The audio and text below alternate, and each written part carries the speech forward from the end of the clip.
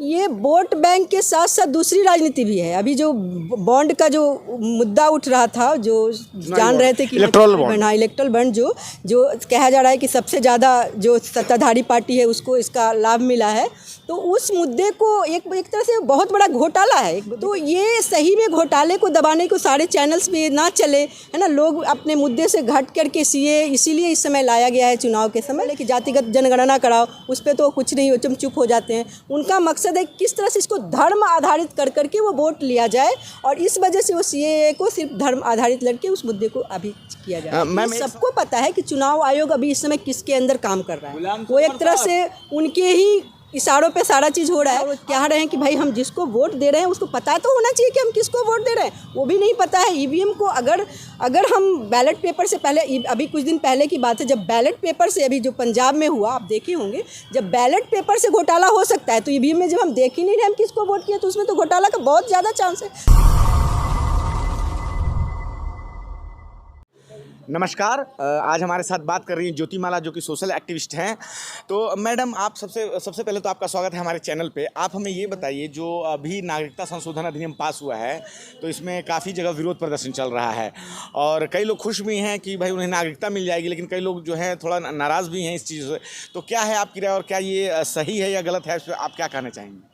मेरा ये कहना है कि अगर नागरिकता मिली ही है तो सबको मिलनी चाहिए, जो भी देश से बाहर से आए हो। उसमें धर्म का जो क्राइटेरिया रखा गया कि नहीं, जो माइनॉरिटी में है उनको आरक्षण, उनको मतलब यहाँ पे सीए नागरिकता नहीं मिलेगी। उसमें सिर्फ आपको हिंदू हैं, जो जैन हैं और जो बुद्धिस्ट हैं, उन लोगों को यहाँ पे नागरिकता दी जाएगी। इस वजह से इसका विरोध हो रहा है, और मैं भी इसमें सहमत हूँ कि हमारा देश जो है वो तो ऐसा नहीं है। हमारा देश जो तो सेकुलर देश है ना, तो यहाँ पे सभी को नागरिकता मिलनी चाहिए, जो भी हो, चाहे वो हिंदू हो, मुस्लिम हो, सिख हो, जैन हो, ईसाई हो, कोई भी हो, हमारा भाई है, बहन है।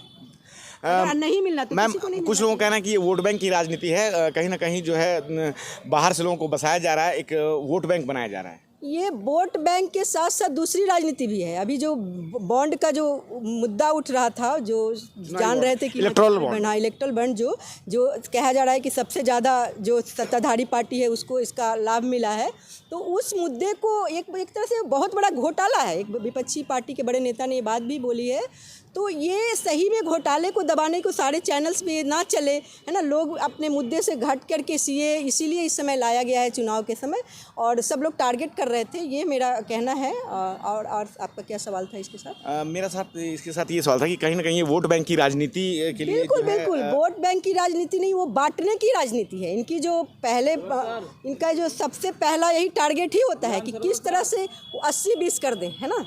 वो ये नहीं चाहते हैं कि भाई इस देश जो है जाति प्रधान देश है।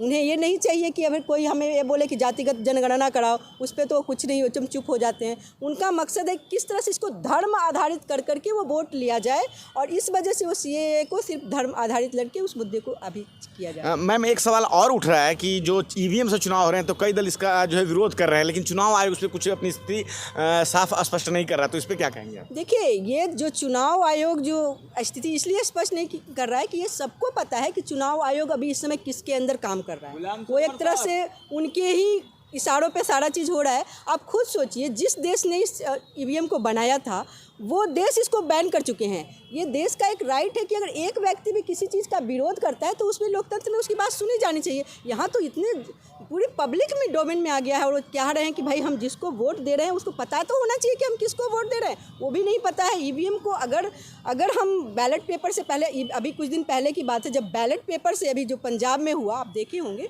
जब बैलेट पेपर से घोटाला हो सकता है, तो ईवीएम में जब हम देख ही नहीं रहे हम किसको वोट किया, तो उसमें तो घोटाला का बहुत ज़्यादा चांस है। तो ये उसके ऊपर दबाव है कि आप चुनाव आयोग, आप चुप रहिए, चुपचाप चुनाव करा दीजिए, उसके बाद फिर देखा जाएगा बाद में। उन्हें तो मतलब है कि भाई अगर वो इसमें हार गए, अगर जो सत्ताधारी पार्टी है, तो इतने बड़े घोटाले उजागर होंगे देश में कि उतना शायद कभी भी घोटाला नहीं हुआ रहा है।